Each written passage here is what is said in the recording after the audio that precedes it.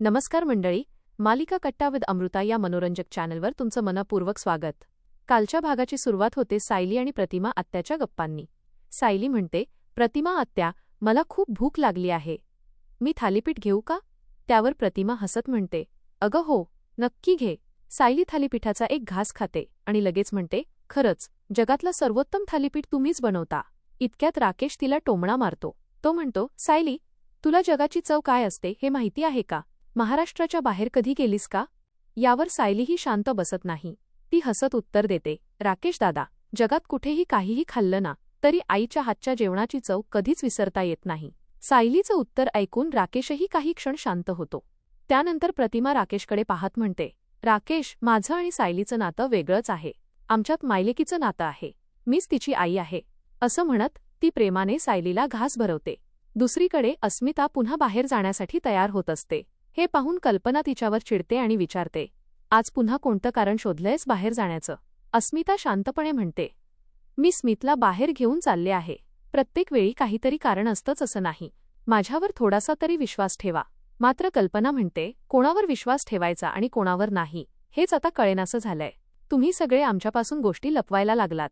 त्यावर अस्मिता उत्तर देते, आम्ही तुमच्या काळजीपोटी काही गोष्टी लपवतो. ज्या परिस्थितीतून आम्ही जातोय त्याचा विचारसुद्धा तुम्ही करू शकणार नाही. कल्पना भावूक होत म्हणते, अस्मिता, मी आणि डॅडीने तुला कधी समजून घेतलं नाही असं तुला वाटतं. प्रत्येक गोष्ट तुझ्या मनासारखीच केली. पण अस्मिता म्हणते, मला उशीर होतोय. या विषयावर आपण नंतर बोलू. आणि ती तिथून निघून जाते. दरम्यान सायली आणि अर्जुन प्रतिमा आत्याच्या घरी ड्रॉइंग करत बसलेले असतात. अर्जुन अचानक विचारतो, सायली, माझा इरेझर कुठे आहे? हे ऐकताच सायलीला बालपणातील एक अस्पष्ट आठवण डोळ्यांसमोर येते. ती सहज म्हणते, तू सगळं कसं हरवतोस? हा माझा इरेझर वापर. राकेश हे सगळं दाराबाहेर उभा राहून ऐकत असतो. सायली पुढे म्हणते, हा घे, माझे सगळे इरेझर तूच ठेव. हे ऐकून अर्जुन म्हणतो, तुला काही आठवलं का? तन्वीसुद्धा तिचे सगळे इरेझर मला असंच देऊन टाकायची. राकेशच्या चेहऱ्यावर लगेच संशयाचे भाव दिसू लागतात. तेवढ्यात प्रतिमा तिथे येते आणि राकेशला विचारते, इथे काय करतोयस? राकेश म्हणतो, मी तन्वीच्या रूममध्ये जात होतो, पण सायली आणि अर्जुन आधीच आहेत म्हणून परत निघालो. मात्र प्रतिमा लगेच विचारते, तन्वीच्या रूममध्ये तुझं काय काम? राकेश उत्तर देतो, जुन्या आठवणी ताज्या करायला आलो होतो. यावर प्रतिमा स्पष्ट शब्दांत सांगते, जोपर्यंत सायली इथे आहे तोपर्यंत त्या रूममध्ये जाण्याचा विचारही करू नकोस. राकेश काही न बोलता तिथून निघून जातो. इतक्यात प्रतिमाला रविराज यांचा फोन येतो. त्यांना एका फाईलचा फोटो हवा असतो. प्रतिमा ठीक आहे, लगेच पाठवते असं म्हणत तिथून निघून जाते. खोलीत सायली भावूक होऊन म्हणते, मला अजूनही काहीच आठवत नाही. अर्जुन तिची समजूत काढत म्हणतो, शांत हो, आपण पुन्हा डॉक्टरांकडे जाऊ आणि त्यांना सगळं सांगू. मात्र सायली निराश होऊन म्हणते, आपण कितीही प्रयत्न केले तरी परत तिथेच येऊन थांबतो. तुम्ही ऑफिसला जा. मी थोडी शांत होते. अर्जुन तिचा हात धरून म्हणते, तुला अशा अवस्थेत सोडून मी कुठेही जाणार नाही. सायली म्हणते, माझ्या मागे तुमचा वेळ वाया घालवू नका. कदाचित देवाचीही इच्छा नसेल की मला सगळं याद यावं. हे बोलताना ती रडू लागते आणि अर्जुन तिला जवळ घेऊन शांत करण्याचा प्रयत्न करतो. याच वेळी प्रतिमा दार ठोठावते. ती आत येऊन जेवणाबद्दल विचारते आणि अचानक म्हणते, मी तुम्हाला आणखी काही विचारणार होते, पण काय तेच विसरले. सायली लगेच म्हणते, तुमच्या अपघातानंतर महिपतने तुम्हाला जिवंत जाळण्याचा प्रयत्न केला होता ना? त्यानंतरच तुम्हाला सगळं आठवायला लागलं होतं ना? प्रतिमा काही क्षण विचार करते आणि म्हणते, हो, त्या धक्क्यानंतरच माझी स्मृती परत यायला सुरुवात झाली. हीच गोष्ट सायलीच्या मनात नवीन विचार निर्माण करते. सायली प्रतिमाला पुढे विचारते, आपण तुमच्या अपघाताचा प्रसंग पुन्हा तयार केला तेव्हा तुम्हाला काही आठवलं नव्हतं, पण महिपत समोर आल्यानंतरच सगळ्या आठवणी परत आल्या. असं कसं काय झालं? त्यावर प्रतिमा शांतपणे सांगते, माझी स्मृती फक्त अपघातामुळे गेली नव्हती. जेव्हा महिपत जळक लाकूड घेऊन माझ्यासमोर आला तेव्हा मी प्रचंड घाबरले होते. कदाचित त्या धक्क्यामुळेच माझी स्मृती हरवली होती. आणि जेव्हा तोच माणूस पुन्हा माझ्यासमोर आला तेव्हा त्या धक्क्यामुळेच मला सगळं आठवायला लागलं. यानंतर प्रतिमा सायलीला विचारते, पण तू हे सगळं का विचारते आहेस? सायली लगेच विषय बदलत म्हणते, काही नाही, तुम्हीच विषय काढला म्हणून सहज विचारलं.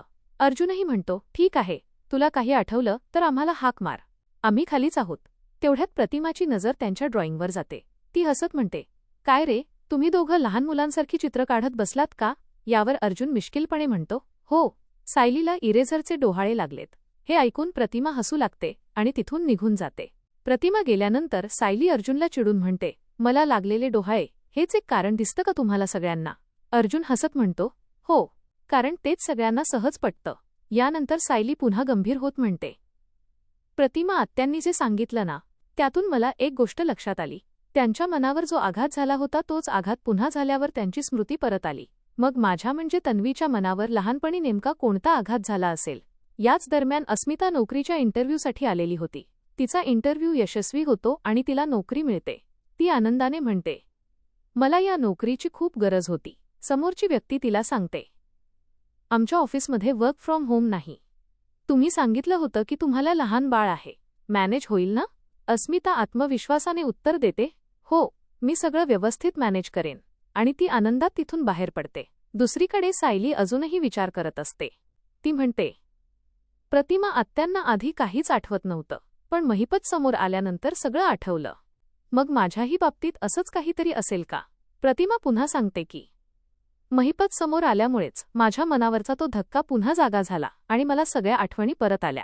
सायली काही न बोलता विचारात पडते. दरम्यान अस्मिता इंटरव्ह्यू संपवून बाहेर येते.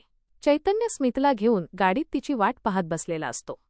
अस्मिता आनंदाने सांगते, मला नोकरी मिळाली. चैतन्य तिचं अभिनंदन करतो. अस्मिता पुढे सांगते, मला अपेक्षेपेक्षा जास्त पॅकेज मिळालं आहे. शनिवार रविवार सुट्टी आहे आणि ऑफिसमध्ये सगळ्या लेडीजच आहेत, त्यामुळे मला खूप कम्फर्टेबल वाटेल. चैतन्य म्हणतो, छान, सगळं तुझ्या मनासारखंच झालं. पण आता स्मितचं काय करायचं? घरच्यांना सांगावंच लागेल. हे ऐकताच अस्मिता थोडी चिंतेत पडते. ती म्हणते, तेच तर कळत नाही. सांगावं तर लागणारच आहे. मामा आधीच प्रियाच्या प्रेग्नन्सीमुळे टेन्शनमध्ये आहेत. त्यांचा राग माझ्यावर निघायला नको. चैतन्य मग तिला विचारतो, मग आता तुझा पुढचा प्लॅन काय आहे? दुसरीकडे सायली अजूनही त्या विचारातच हरवलेली असते. ती अर्जुनला म्हणते, त्या वयात माझ्या म्हणजे तन्वीच्या मनावर असा कोणता आघात झाला असेल? तो अपघातच असेल का? अर्जुन शांतपणे म्हणतो, हो, तो अपघातच असणार. कारण त्या एका अपघातामुळे तू तुझ्या आईवडिलांपासून कायमची दूर झालीस. सायली काही क्षण विचार करते आणि अचानक म्हणते, आपण जसं प्रतिमा आत्यांसमोर मुद्दाम महिपतला आणलं होतं तसंच आपण तो अपघात पुन्हा तयार केला तर? हे ऐकताच अर्जुन घाबरतो आणि थोडा रागावून म्हणतो, सायली, तुला कळतंय का तू काय बोलते आहेस? त्या अपघातात तुझा जीव गेला असता आणि आता तोच प्रसंग पुन्हा उभा करायचा? तेही तू गरोदर असताना? सायली लगेच त्याला समजावत म्हणते, मी खराखुरा अपघात करायचा म्हणत नाही, पण त्या क्षणापर्यंत तरी आपण जाऊ शकतो ना. तोच रस्ता, तीच गाडी, तीच वेळ आणि त्या दिवशी जे घडलं ते पुन्हा आठवण्याचा प्रयत्न करू शकतो. रविराज काकांनी तुम्हाला त्या दिवसाबद्दल सगळं सांगितलं आहे ना? मात्र अर्जुन ठामपणे म्हणतो, काहीही झालं तरी मी एवढी मोठी रिस्क घेणार नाही. सायली त्याला पुन्हा समजावण्याचा प्रयत्न करते. ती म्हणते, प्रतिमा आत्यांसमोर महिपतला आणलं तेव्हाही आपण सगळी काळजी घेतली होती. प्रत्येक गोष्ट नियोजन करूनच केली होती. त्यानंतर सायली भाऊक होत अर्जुनला विचारते, तुम्हाला असं वाटतं का की मला आपल्या बाळाची काळजी नाही? माझ्यावर विश्वास ठेवा. आपल्या बाळाला मी काहीही होऊ देणार नाही. ती पुढे म्हणते, पण जर हा प्रसंग पुन्हा उभा केल्यामुळे मला माझ्या बालपणीच्या सगळ्या आठवणी परत मिळणार असतील तर हा प्रयत्न करायला काय हरकत आहे? मी हे फक्त माझ्यासाठी नाही तर आपल्या बाळासाठीही करते आहे. अर्जुन तिचं सगळं ऐकून घेतो पण त्याचा निर्णय बदलत नाही. तो म्हणतो, तुझी भावना मला समजते, पण तू गरोदर असताना मी असा धोका अजिबात पत्करणार नाही. तुझी स्मृती परत आणण्यासाठी आपण दुसरा काहीतरी मार्ग नक्की शोधू. मात्र सायली आपला हट्ट सोडायला तयार नसते. ती पुन्हा पुन्हा अपघाताचा तो प्रसंग उभा करण्याबद्दल बोलत राहते. यामुळे अर्जुनचाही संयम सुटतो. तो थोडा चिडून म्हणतो, DNA टेस्टचा रिपोर्ट आल्यानंतर सगळं स्पष्ट होणार आहे. तू तन्वी आहेस हे सिद्ध होईल. मग हा सगळा धोका घेण्याची गरज तरी काय? पण सायलीचं म्हणणं काही वेगळंच असतं. ती शांतपणे म्हणते, DNA टेस्टमुळे मी तन्वी आहे हे सिद्ध होईल, पण रविराज काका आणि प्रतिमा आत्यांना आईबाबा म्हणण्याआधी मला माझा भूतकाळ स्वतःला आठवायला हवा. त्या आठवणींशिवाय ते नातं पूर्ण होणार नाही. अर्जुन मात्र तिचं काहीही ऐकत नाही. तो नाराज होऊन तिथून निघून जातो. अर्जुन गेल्यानंतर सायली पूर्णपणे भावूक होते. ती आपल्या पोटातील बाळाशी बोलू लागते. तिच्या डोळ्यात पाणी आलेलं असतं आणि मनात एकच इच्छा असते, आपला हरवलेला भूतकाळ परत मिळावा. याच भावनिक क्षणी आजचा भाग संपतो. आता सायलीचा हा प्लॅन अर्जुन मान्य करणार का? खरंच तो अपघाताचा प्रसंग पुन्हा तयार केला जाईल का? आणि त्या धक्क्यामुळे सायलीला तिचा संपूर्ण भूतकाळ आठवेल का? या सगळ्या प्रश्नांची उत्तरं आपल्याला पुढील भागात पाहायला मिळणार आहेत. तुम्हाला काय वाटतं? सायलीचा निर्णय योग्य आहे का? तुमचं मत आम्हाला कमेंट करून नक्की सांगा. अशाच हटके, सोप्या आणि मनोरंजक मालिकांच्या अपडेट्ससाठी मालिका कट्टा विथ अमृतासोबत जोडलेले राहा. व्हिडिओ आवडला असेल तर लाईक करा, शेअर करा आणि चॅनलला सबस्क्राईब करायला विसरू नका. धन्यवाद.